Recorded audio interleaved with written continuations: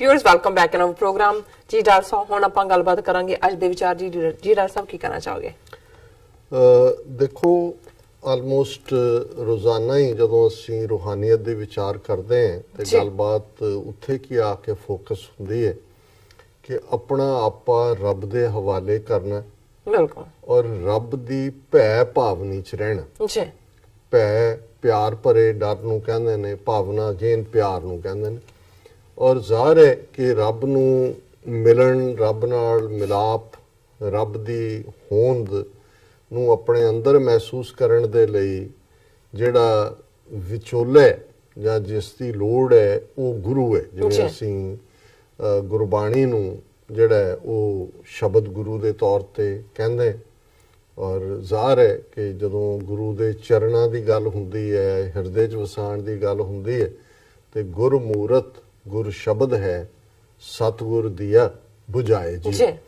कि सतगुरु ने ये गल समझा दी है, ये पहेली ये बुझारत हल कर दी है कि जिहड़ी गुरु दी मूरत है, गुरु दी सूरत है, गुरु दा वजूद है, वो गुरु दा शब्द है। बिल्कुल, हुण ज़ाहिर है कि शब्द जिहड़ा है वो कोई हवा च तां नहीं लटकदा।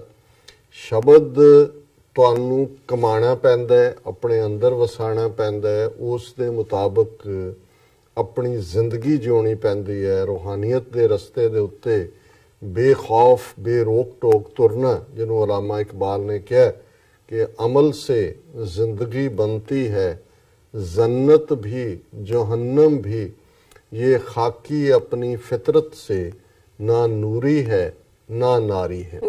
अमल जिहड़ा प्रैक्टिकल, जिन्हों गुरु साहब ने, गुरु नानक साहब ने फरमाया सी, सच्चों उरै सब को ऊपर सच अचार, कि truth is great but still greater is the truthful living, applied truth.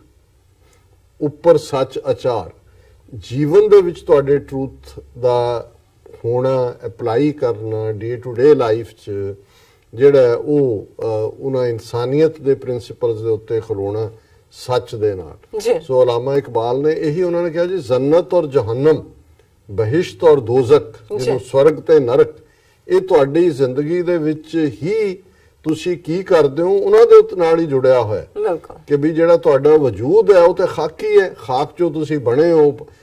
पंज तत्त जिहड़े ने आकाश, वायु, अग्नि, जल, पृथ्वी, वो तुहानूं बनांदे ने, उन्हां दा मेल है, उन्हां दा ही टुट जाना जिहड़ा है वो जो जल में जल आए खटाना ते वो ज्योति संग जोत समान। सो जिहड़ी तुहाडी फितरत है ये तुहानूं अल्टीमेटली तुसी नूर अपने आप नूं समझदे हो कि भी रब दा, क्योंकि अव्वल अल्लाह नूर उपाया, सब तो पहला नंबर रब ने नूर, फिर कुदरत के सब बंदे ते नार जिहड़ा अग नूं कहंदे ने दुनियावी, दोजक जिहदे च माया जिहनूं असीं कहंदे। सो अज दा शब्द जिहड़ा आसा राग च पंजवें पातशाह दा शब्द है, इस दे उत्ते ही जिहड़ा इस थॉट दे उत्ते ही फोकस करांदा है।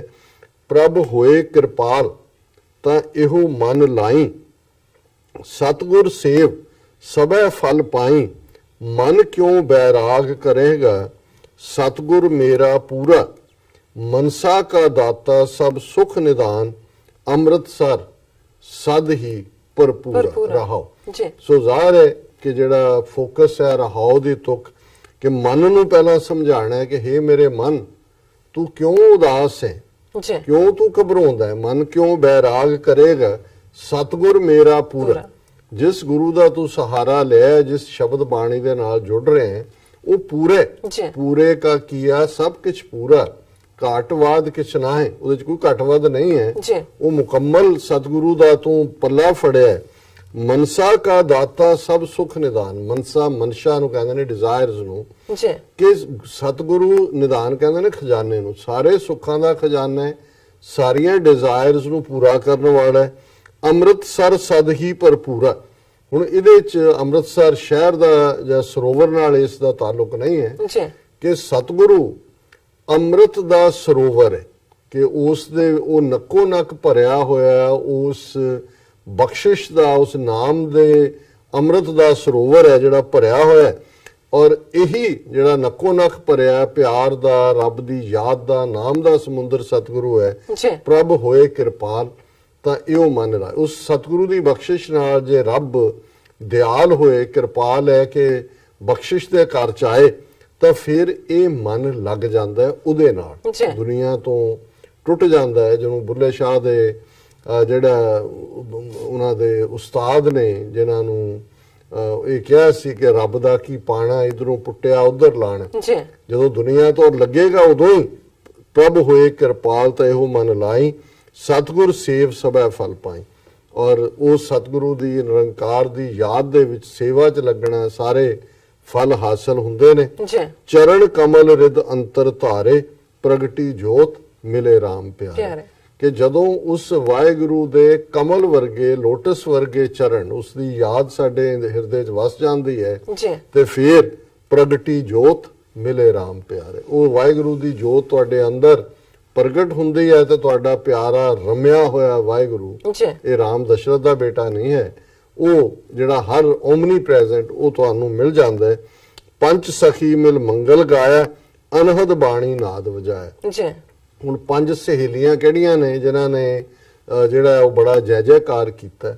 ਉਹੀ ਗਿਆਨ ਇੰਦਰੇ ਜਿਹੜੇ ਸਾਨੂੰ ਬਾਹਰ ਖਿੱਚਦੇ ਸੀ, ਦੁਨੀਆ ਵੱਲ ਤੋਰਦੇ ਸੀ। ਜਦੋਂ ਅੰਦਰ ਆ ਕੇ ਪ੍ਰਗਟੀ ਜੋਤ ਮਿਲੇ ਰਾਮ ਪਿਆਰੇ, ਜਦੋਂ ਪਿਆਰਾ ਵਾਹਿਗੁਰੂ ਅੰਦਰ ਵਸ ਗਿਆ, ਤੇ ਉਹੀ ਗਿਆਨ ਇੰਦਰੇ ਜਿਹੜੇ ਦੁਨੀਆ ਵੱਲ ਧਾਈ ਕਰਦੇ ਸੀ, ਉਹਨਾਂ ਨੇ ਪੰਜ ਸਖੀ ਮਿਲ ਮੰਗਲ ਗਾਇਆ। ਉਹ ਖੁਸ਼ੀ ਦੇ ਗੀਤ ਗਾ ਰਹੇ ਨੇ ਗਿਆਨ ਇੰਦਰੇ ਮਿਲ ਕੇ, ਅਨਹਦ ਬਾਣੀ ਨਾਦ ਵਜਾਇਆ।